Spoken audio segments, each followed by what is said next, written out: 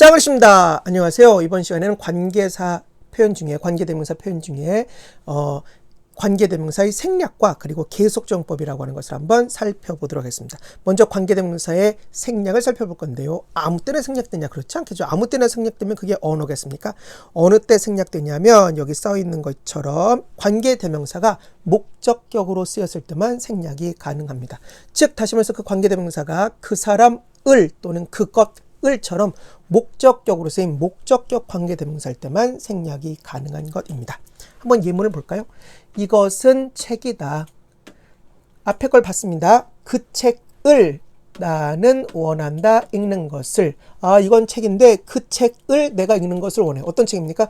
내가 읽는 것을 원하는 책이죠. 이렇게 그것을 이라고 해석될 때, 그 책을 또는 그 사람을 이라고 해석될 때, 목적격으로 해석될 때 뭡니까? 목적격 관계대명사를 생략할 수 있습니다. 한번 생략해 봅시다. 문장이 이렇게만 써 있습니다. This is the book I want to read. 과연 요거 생략된 거 찾아내기 쉬울까요? 그렇지 않습니다. 사실 생략된 것을 찾아내는 거 어렵기 때문에 여러분들이 많이 연습을 하셔야만 합니다. 그럼 이게 생략된 걸 어떻게 하냐? 말이 안 되니까. 뭔가 문장이 뚝뚝 끊기면 여러분들 명심해서 하셔야 됩니다. 뭔가 생략됐구나라고 생각할 수 있어야 합니다. 이것은 책이다. 나는 읽는 것을 원한다. 뭔 소리예요? 이것은 책이다. 나는 읽는 것을 원한다? 말이 안 되죠.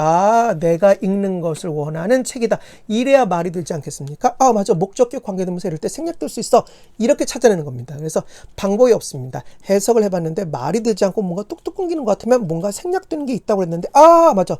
뭔가 생략될 수 있어. 라고 해서 그때 꼭 관계대명사가 아니어도 목적격 관계대명사가 아니어도 다른 상황에서도 말이 되지 않으면 영어에서는 생략되는 경우가 많으니까 꼭 한번 생략되는 것을 찾아서 해석을 해보시기 바랍니다. 이거 연습해야 됩니다. 어쩔 수가 없습니다. 이것은 책이다. 내가 읽는 것을 원해. 내가 읽는 것을 원하는 책이야. 이렇게 해석할 수 있어야 합니다. 두 번째, 전치사의 목적격. 역시 목적격이니까 생략 가능합니다. 혹시 여러분들 기억나십니까? 전치사 뒤에는 목적격만이 쓰이고 특별히 전치사 뒤에 오는 명사를 전치사의 목적격이라고 부른다고 했습니다. 하나도 어려울 게 없습니다. 전치사 뒤에 오는 명사구나. 특별히 목적격이 오는 거. 이것도 목적격이니까 뭡니까? 생략이 가능합니다. 그래서 이런 문장이 있습니다. 그녀는 숙녀이다. 원래는 요 about가 여기에 있어야 될 겁니다. 원래 요 자리에 있어야 됩니다. 요 자리에. 그래서 요 자리에 원래 있다라고 한번 상상을 해보고 생략되지 않았다고 상상을 해보면 앞에 걸 봤습니다. 관계사는 앞에 걸 봤습니다. 그 여자에 관해서 내가 have talked. 말해왔다. 그녀는 숙녀인데 말이야. 그 여자에 관해서 내가 말해왔잖아. 어떤 숙녀입니까? 내가 늘 말해왔던 숙녀 이런 이제 의역할 수 있겠네요. 그런데 문제는 뭡니까? 그렇죠. 목적격 관계대명사는 생략될 수 있고 전치사 뒤에 있는 목적격 관계대명사 생략될 수 있고 여기 이렇게 전치사의 목적격 생략될 수 있고 그 다음 전치사만 뚝 남아있나요? 어떻게 전치사만 뚝 남아있겠습니까? 전치사는 문장에 이렇게 맨 끝으로 이동을 합니다.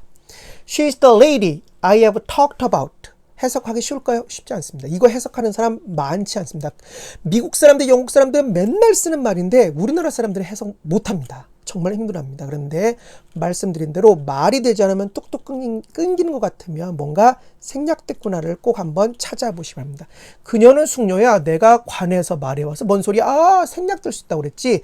내가 관해서 말해왔던 숙녀다. 그녀는 내가 늘 관해서 말해왔던 숙녀다. 이렇게 해석하실 수 있으면 되고 목적격 관계대명사는 생략될 수 있다고 하는 것 잊지 마시기 바랍니다. 자, 두 번째 계속적용법을 살펴보겠습니다. 계속적용법이라고 하는 건 무엇이냐면 관계대명사 앞에 이렇게 콤마가 있는 것을 계속적용법이라고 합니다. 그럼 콤마가 있을 때랑 없을 때의 차이가 있겠죠. 제가 이런 용어를 별로 좋아하지 않지만 콤마가 없는 것을 한정적용법, 이렇게 콤마가 있는 것을 계속적용법이라고 합니다. 뜻의 차이가 뭐냐? 이런 겁니다. 처음의 해석은 똑같습니다. 처음의 해석은 보겠습니다. He had two sons. 그는 가지고 있다. 두 명의 아들을 가지고 있는데 관계사 앞에 걸 봤습니다. 그 아들들은 의사가 되었다. 그는 두 명의 아들들인데 걔네가 의사가 되었어. 어떤 아들들입니까? 그렇죠. 의사가 된 아들을 두 명 가지고 있다. 이렇게 해석하면 됩니다. 그는 두 명의 아들을 가지고 있는데 걔네들은 의사야. 의사가 되었다. 의사인 두 명의 아들을 가지고 있다. 이렇게 해석하는 것이 한정적용법입니다. 그러나 계속적용법은 조금 다릅니다. 왜? 콤마가 있으니까 잠깐 쉬어갑니다. 예를 들면 이 문장에 있어서 딸이 있을까요? 없을까요? 딸이 있을 수도 있습니다. 의사가 된 두 명의 아들, 간호사인 딸 한 명. 뭐 좀 말이 되잖아요. 그런데 이 밑에 문장은 딸이 없을 확률이 높습니다. 이 밑에 문장은 딸이 없을 확률이 좀 높다라고 하는 것이 뭔가 한번 끊어서 두 명의 아들을 가지고 있다라고 하는 걸 좀 강조하기 위한 표현이기 때문에 뭐 딸은 없고 아들만 있을 확률이 좀 높지 않을까. 뭐 제 마음대로지만 아무튼 그런 느낌이에요. 자, 그런 느낌을 한번 살려서 해석해 보겠습니다. 그는 가지고 있다. 자, 그는 가지고 있다. 두 명의 아들들을 가지고 있는데 말이야. 아참! 잠깐 쉬었죠. 콤마니까 잠깐 쉬었습니다. 아참. 후 걔네들은 의사가 되었대. 무슨 느낌인지 조금 오시나요? 위에 문장은 의사가 된 두 명의 아들이 있어 라고 얘기하는 어떤 그런 내용이라면 밑에는 그는 두 명의 아들인데 말이야. 아들을 가지고 있는데 아참. 걔네들은 의사가 되었어. 이렇게 약간 추가 설명의 의미, 추가 설명의 느낌으로 계속적용법을 해석하면 여러분들이 어떤 요 둘 사이의 뉘앙스를 갖다가 제대로 아시는 것입니다. 뭐 계속적용법을 갖다 무슨 뭐 접속사 플러스 대명사 뭐 이렇게 막 바꾸고 그러시는 분들도 있는데 그런 거 하지 마시고 제가 설명하는 것으로 이해하시기 바랍니다. 계속적용법을 제가 설명하는 것으로 좀 이해해 주세요. 자, 이제 똑같은 내용 다시 한번 읽어드리겠습니다. 참고에 있는 거. 관계대명사 앞에 콤마가 있으면 계속적용법이고 없는 경우와 의미 차이가 있다. 3번은 그에게 의사가 된 두 명의 아들이 있다는 의미라면 4번 계속적용법은 그에게 아들 두 명이 있는단 말이야. 걔네들은 의사가 되었다는 의미로 조금 추가 설명의 느낌이 있다라고 생각하시면 조금 계속적용법을 구분해낼 수 있습니다. 그런데 관계대명사 위치가 재밌습니다. 관계대명사 위치. 특별히 관계대명사 다른 관계대명사 말고 위치라고 하는 관계대명사 앞에 콤마가 있어서 계속적용법으로 쓰이면 이 위치라고 하는 관계대명사는 특이하게 정말 특이하게 자 보겠습니다. 특히 관계대명사 위치는 계속적용법으로 쓰였을 때 보통 관계대명사라고 하는 것이 앞에 있는 선행사 단어 하나 명사 하나만을 지칭하잖아요. 하나만을 가리키는 거잖아요. 뭐 그 사람 은이라든가 그것을이라든가 아닙니다. 이것은 이렇게 계속적용법으로 쓰였을 때는 항상 그런 거 아닙니다. 위치도 앞에 있는 단어 하나만 가리키거나 명사 하나만 가리킬 때도 있습니다. 당연히. 그런데 그럴 때도 있지만 앞에 있는 내용 일부 또는 전체를 의미하는 경우가 있습니다. 다시 말해서 위치라고 하는 관계대명사는 앞에 있는 단어 한 개를 가리킬 때도 있지만 앞에 있는 내용 일부나 전체 문장을 다 가리키는 경우가 있습니다. 신기하죠? 예를 들면 두 문장 딱 보겠습니다.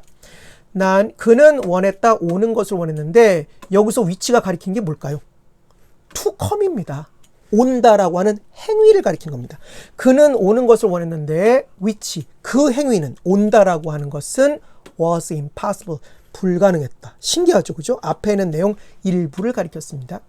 두 번째, 이 내용 뭡니까? 이번에 위치는 뭡니까? 앞에 있는 내용 전체를 가리킵니다. 앞에 있는 문장 전체를 가리킵니다. 나는 아무것도 말하지 않았는데 오히려 위치, 그 사실이 뭡니까? 앞에 있는 내용 전체입니다. 내가 아무것도 말하지 않았다는 그 사실이 만들었다 그녀를 화나도록 이렇게 해석할 수 있겠네요. 알겠죠? 그래서 관계대명사 위치라고 하는 건 계속적용법으로 썼을 때 단어 한 개를 가리킬 때도 있지만 선행사 하나를 가리킬 때도 있지만 앞에 내용 일부나 전체를 가리킨다는 것 잊지 마십시오.